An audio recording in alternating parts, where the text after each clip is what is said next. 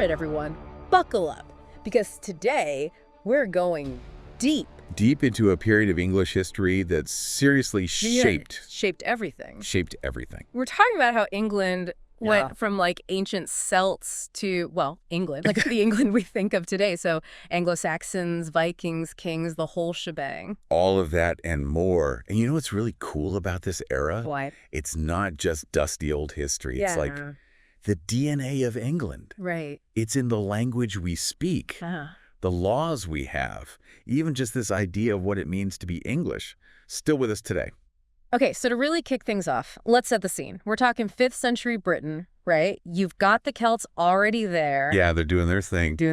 And then, boom, these waves of Germanic tribes start showing up. Right, like it's not just a small... Huge migration. It's a migration. It's the Saxons, Angles, Jutes. Like imagine, whole populations on the move. It's incredible. And they're here to stay. Absolutely. And they don't just coexist peacefully, right? We're talking clashes, battles, all that. Yeah, this is a big... There's a total reshaping of the map. And that's actually where we get the name England from, by the way.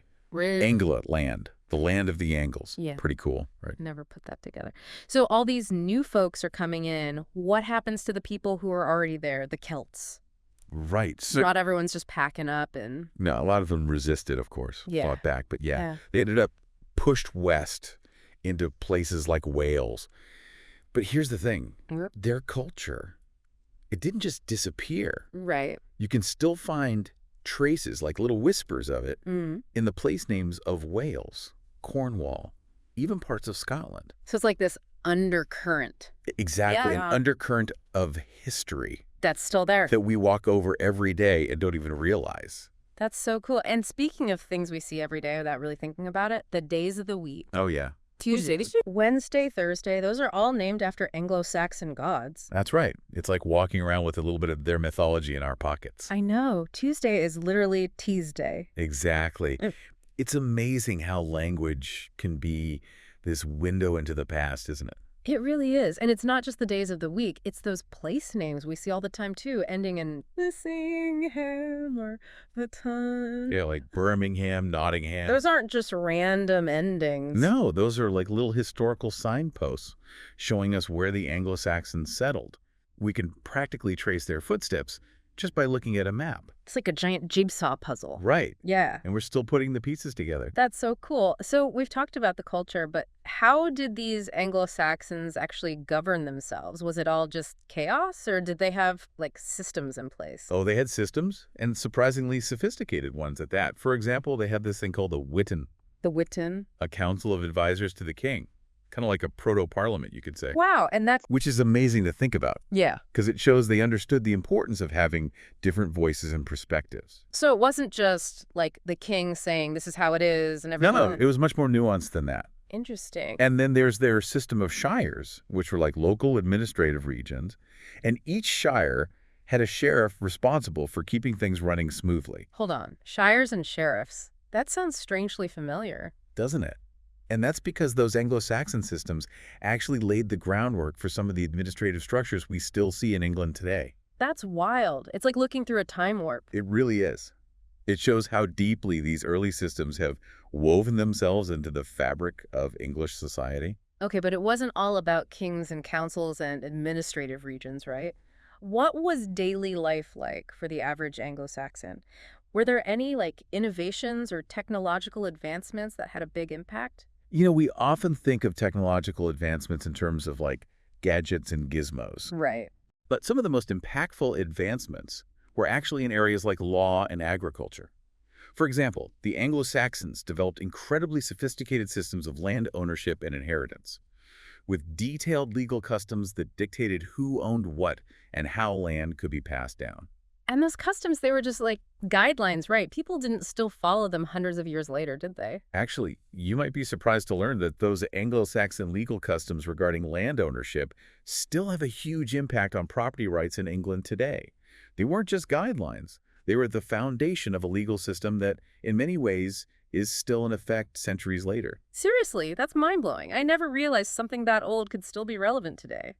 It's a testament to the enduring legacy of the Anglo-Saxons. They might not have had smartphones, but their legal innovations were truly ahead of their time. Okay, so we've got these fascinating cultural and societal structures developing, but then there's this other major force that comes into play, the church. And this wasn't just a Sunday morning kind of thing, right? This was a major societal shift. Oh, absolutely.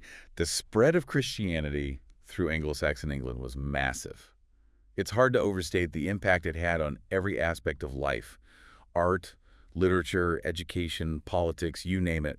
It wasn't always easy, though. Right, you're going to have some. Oh, yeah. There were power struggles, different interpretations of the faith, Oh, and it all kind of came to a head in 663 AD with the Synod of Whitby. Synod of Whitby. That sounds serious. What went down there? So at the time, there were these two main strands of Christianity in England.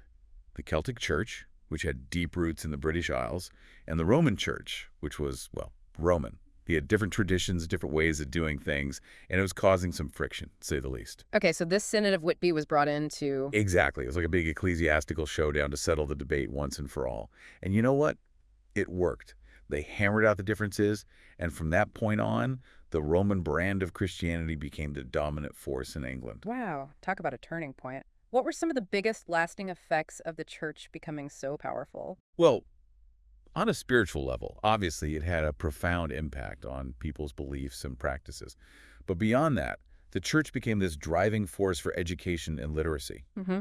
They established monasteries that were like these hubs of learning, with libraries and scriptoriums, where texts were copied and preserved. So without them, we might not even have... A lot of the knowledge and literature that we have today would have been lost forever. And then there's the art. The church was a huge patron of the arts. Think of those incredible illuminated manuscripts like the Lindisfarne Gospels. The artistry is just breathtaking, and it wouldn't have been possible without the church's support. It's amazing how something that started as a religious movement could have such a profound ripple effect on the entire culture. It just goes to show you how interconnected everything is. Religion, politics, art, technology, it's all part of the same tapestry. Absolutely. Okay, we can't talk about Anglo-Saxons without mentioning those Viking raids. Right, those Vikings, always up to something. And I feel like in popular culture, we always hear about the violence, the pillaging, but there was more to it than that, wasn't there?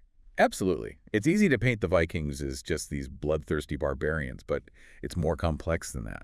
Right. They were incredible seafarers, explorers, Yeah. traders, and when they came to England, it wasn't always just about grabbing loot and running.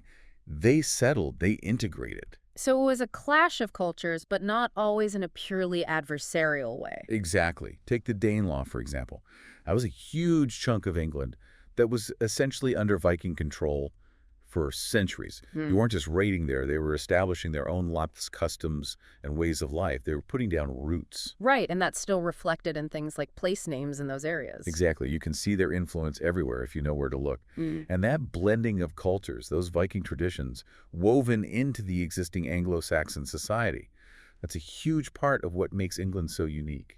It's fascinating. And of course, you can't talk about the Vikings without talking about the legendary King Alfred. He's kind of a big deal, right? Oh, Alfred the Great. Net. Yeah, he's a legend for a reason. Not only did he successfully defend his kingdom against the Vikings, but he also understood that true strength wasn't just about military might. Right. He was a huge advocate for education, for knowledge, for building a society that was resilient in every sense of the word. So he was like a scholar king. Exactly. He established schools, promoted scholarship, even learned to read and translate Latin himself. He knew that to truly defeat the Vikings, he needed to outsmart them as much as outfight them. Such a smart strategy. And it wasn't just education, right? He also fortified towns and built up defenses. Absolutely. He knew that strong defenses were crucial, so he built these fortified towns called burhs, which became key centers for defense and trade. So it was a two-pronged approach, defense and development. Exactly. And it worked. Alfred's reign marked a turning point in England's fight against the Vikings, and he laid the groundwork for a more unified, prosperous England. Such a pivotal figure in English history. But as with all good things, the Anglo-Saxon era eventually comes to an end. Edward the Confessor, the last Anglo-Saxon king, takes the throne. Now, this guy had some pretty strong ties to Normandy, and, well, we all know what happens next. 1066. The Norman Conquest. A date etched in the memories of every English schoolchild. It's funny how certain dates just stick with you, isn't it? Right. But it's not just about the date. It's about what it represents. Hmm. The Norman conquest wasn't just a change in leadership, it was a complete and utter transformation of English society. The Normans, with their own language, laws, and customs, completely overhauled the existing Anglo-Saxon and Viking systems. And it's incredible to think that this one event, this clash of armies, had such a lasting impact on the course of English history. It's truly mind-boggling. And you know what's even more fascinating? It wasn't just a one-way street. The Normans brought their own culture, yes, but they also absorbed elements of Anglo-Saxon and Viking culture. It was like this incredible melting pot of influences, and out of that cauldron emerged New England. It makes you wonder, doesn't it? How much of what we think of as English today is really a blend of all those different influences. The language we speak, our legal system, our traditions, even our national character, it's all a product of this long, messy, fascinating history. That's the beauty of it, isn't it? It's not just about memorizing dates and names. It's about understanding how those events, as chaotic as they might seem, shape the world we live in today. It's like this giant tapestry with all these different threads woven together. Exactly. And when you step back and look at the big picture, it's just breathtaking. Absolutely breathtaking. Well, folks, there you have it. A whirlwind tour through the making of England, from the arrival of those first Anglo-Saxon boats to the Norman conquest that changed everything. It really makes you think, what other hidden connections are waiting to be discovered? That's something to ponder as you continue your own deep dive. Until next time.